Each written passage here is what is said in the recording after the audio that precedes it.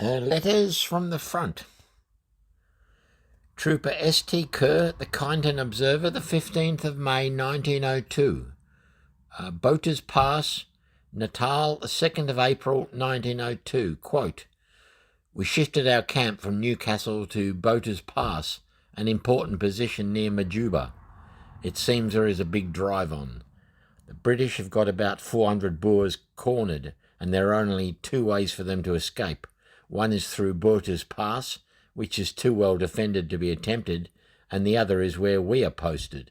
At first there were only about 250 of us, but last night about 125 of the WAs and the SAs arrived. It is to be hoped that now we will not have so much work to do.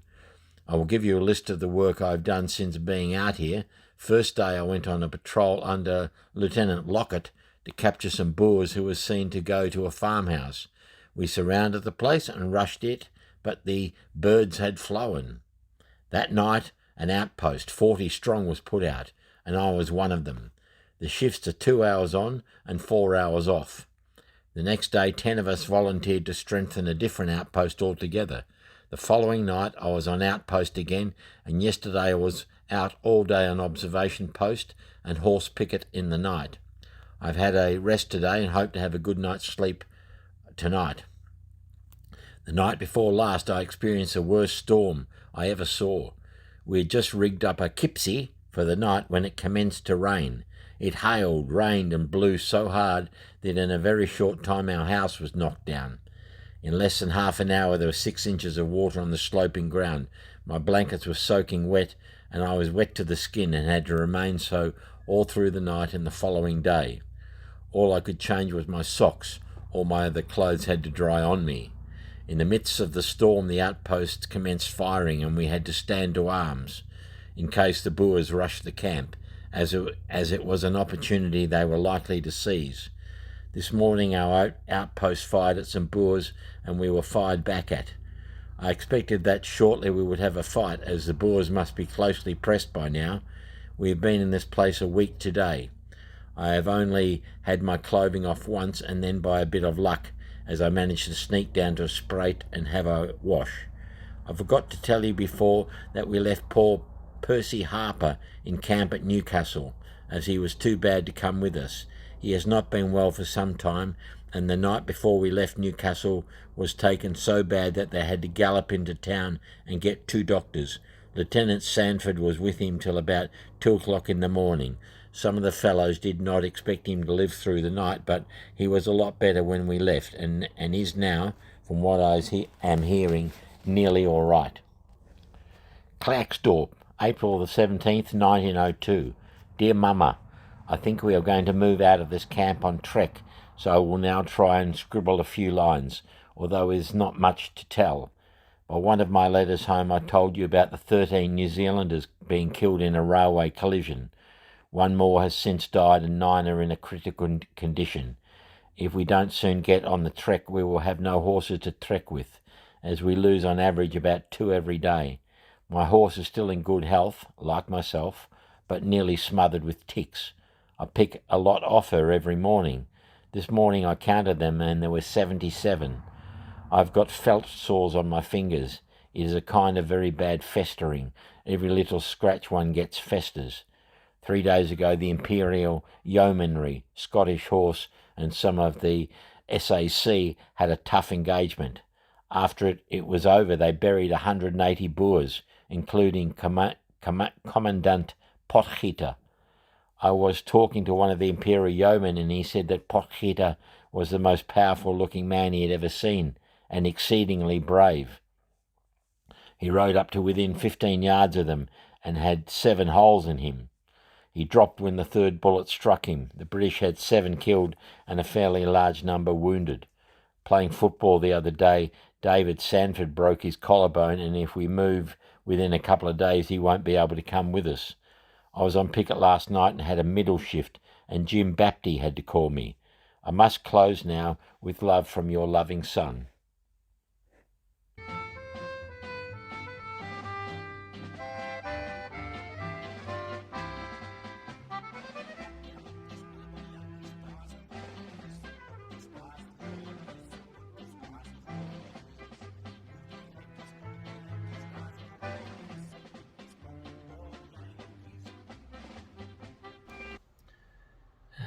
Anyway, so yeah, made it to Mansfield. Had to switch to the phone, so I'm not all that happy with that, but that's okay.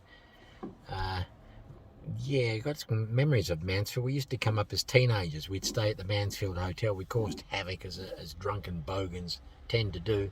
Mount Buller was where we were heading. We used to hire the skis and, try and fall over and throw snowballs at Mount Buller. So I had the thought as I was on my way here, Buller, is that, Sir Redvers Buller, the general? No, it's not. It's a different Buller. The mountain is named by. So there's a Boer War, there's a fella remembered here in Mansfield. It's in the main street, High Street, so we're going to walk up and have a look, and maybe we'll walk past the hotel where we used to stay as teenagers, where we caused that havoc so many decades ago. All right, let's go. All right, I've walked up and down the street of Mansfield, and I found it. It's quite impressive. Let's have a look. Here we are. I don't want to stand on their flowers too much, but it says this obelisk was erected by a few admirers to the memory of Herbert John Goodman, Sergeant of the Victorian Bushman Corps, killed in action at Costio River, South Africa, the 22nd of July 1900, whilst honourably upholding the prestige of Queen and Empire.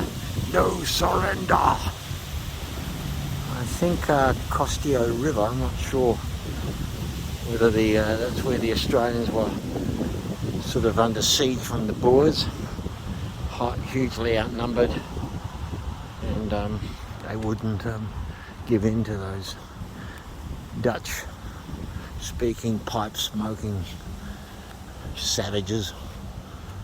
Only kidding, Boers.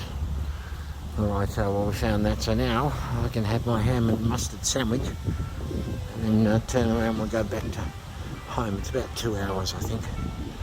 And I'll show you a couple of other places while we're here, since Mansfield, of course, is known notoriously for the killing of the policeman by the Kelly gang in the Wombat Ranges in the 1880s, I think. So on our way to the police monument, before we get there, these hotels. There's the Commercial, the Mansfield on the corner. My memory tells us we stayed at the Mansfield Hotel. Yeah, as I said, drunken bogans. My mates went out in the middle of the night and let out all the cattle from the holding yard at the railway station in Mansfield. I got drunk and fell over in the street. My poor girlfriend at the time had to rescue me out of a bin they put me in.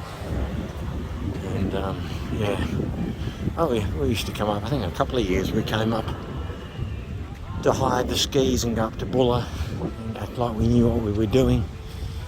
Carloads of teenagers, and publican, I don't know how he put up with us, but I always thought it was the Mansfield Hotel we stayed at, but I don't know. We're talking about 1970, or maybe 1980, 79, 80, 81, something like that. Oh, anyway, this is the policeman's monument for those that were killed in the Kelly gang shootout. McIntyre, Lonergan, Scanlon. Sergeant was Kennedy, and Ned stole his watch, which was given back to the family some years later, I believe. So anyway, this is Mansfield. It's in the high country. It's beautiful. If you like skiing and that sort of thing, this is your place.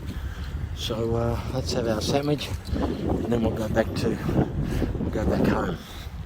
Hope you've enjoyed this day's outing as much as I have.